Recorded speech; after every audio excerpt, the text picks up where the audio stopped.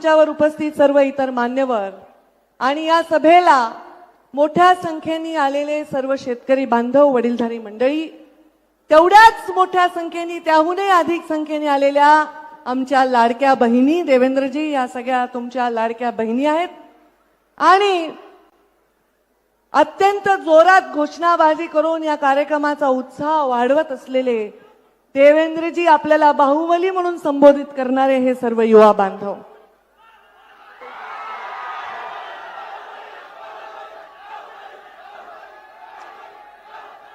देवेंद्रजी, एक किस्सा आठवला मला की आपण जेव्हा मुख्यमंत्री म्हणून ते तुम्हाला बाहुबली म्हणतात, खरं तर तुम्ही आमच्यापेक्षा ज्येष्ठ आहात, नेते आहात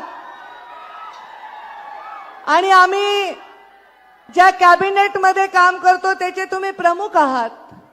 तुमच्याविषयी आदरभावच नेहमी येतो, पण आज ममत्व भाव येतोय, कारण ते तुम्हाला बाहुबली म्हणत आहेत. काही वर्षापूर्वी मला शिवगामिनी म्हणत होते, तर शिवगामिनी बाहुबलीची आई आहे आणि त्याच्यामुळे मला आज तुम्हाला बघताना वेगळाच भाव आला. शिवगामीचं वाक्य असतं, सुरेश अण्णा धस, कुठे गेले? जसं तुम्ही पिक्चरचे डायलॉग म्हणता,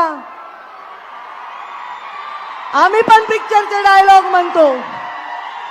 शिवगामीचं वाक्य असतं, मेरा वचन ही है मेरा शासन. आणि जे जाहीर वचन सुरेश धसांना मी दिले तेच माझं शासन आहे. ही गोपीनाथ मुंडेची लेख आहे. बोलणं एक आणि करणं एक आहे, माझ्या रक्तात नाही.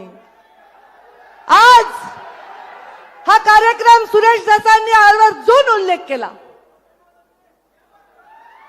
काय उल्लेख केला? 2003 मधला उल्लेख केला. 2003. देवेंद्रजी फडणवीस मुख्यमंत्री महोदय, आपण कदाचित ज्यांना लहानपणापासून पाहत आलात ते प्रमोद महाजन आणि गोपीनाथ मुंडेंचा किस्सा सुरेश धस अण्णांनी सांगितला. अण्णा, मी पण तुम्हाला म्हणते बरं का अण्णा, तुम्ही ताईसाहेब म्हणत नाही. जशाला तसंच आहे आपलं प्रेमाचं नातं. इज्जत आम्ही देतो, पण मला आज आनंद वाटला की त्या 2003 चा उल्लेख झाला. आदरणीय मुख्यमंत्री महोदय, मी तुम्हाला आठवण करून देऊ इच्छिते, म्हणजे तुम्ही सांगू शकता की याचा उगम आपल्या पक्षाच्या नेत्यांकडून झालाय. या ठिकाणी एक सैनिकी छावणी होण्याची प्रस्ताव जॉर्ज फर्नांडिस मंत्री असताना झाला होता आणि हे पोरं आता घोषणा देत आहेत. युवा आमचे उत्साही, ते कदाचित लहान असतील, रांगत असतील, जन्मलेही नसतील. 2003 यामध्ये प्रमोद महाजनांना एक पत्र मुंडे साहेबांनी 2003च्या जानेवारीत दिलं आणि 19 फेब्रुवारी 2003ला जॉर्ज फर्नांडिसांना पत्र दिलं की हे 40-42 जे गाव आहेत हे माझे गाव आहेत, इथे राहणारे माणसं माझे जीवाभावाचे. इथे सैनिकी छावण्या करू नका. इथे शेतकरींचा उदरनिर्वाह शेतीवर जातो. या जमिनी बागायती असून इथे पाणी येण्यासाठी इथे एखादी उपसा सिंचन योजना करा. हे 2003चं त्यांचं पत्र, ज्याचा आवर्जून सुरेश अण्णांनी उल्लेख केला. आपल्या जिल्ह्याच्या शेतकऱ्यासाठी, आपल्या जिल्ह्याच्या तळागाळातल्या माणसासाठी सदैव काम करताना, कुठली भूमिका घेताना कधी मागे पुढे बघायचं नाही. आजच्याही कार्यक्रमात चर्चा होती, पंकजा मुंडे येणार येणार येणार. का नाही येणार बाबा? सुरेशांना, तुम्ही आपल्या जयदत्तचं लग्न केलं तेव्हा मला साडी घेऊन, पत्रिका घेऊन आला होतात, तेव्हा मी आले. धाकट्याचं नाव काय?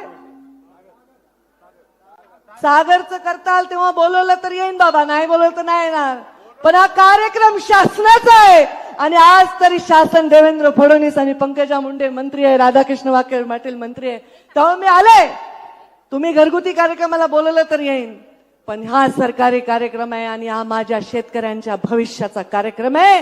त्यामुळे इथे कुठे बॅनर मध्ये फोटो आहे का, पत्रिकेत नाव आहे का, माझी खुर्ची कुठे आहे, ह्या कसल्याही गोष्टीत मी पडले नाही. तुमच्यात जरी बसून मला बसता आलं तरी मी आले असते, पण माझंही भाग्य मोठं आहे ना. मी पण मुख्यमंत्र्यांची लाडकीच वाटते, कारण मी त्यांच्या हेलिकॉप्टरमध्ये आले. पण देवेंद्रजी फडणवीसांना मला सांगायचंय, बीड जिल्ह्यात जेव्हा 6 पैकी 5 आमदार निवडून येतात तेव्हा तुम्ही मुख्यमंत्री होता.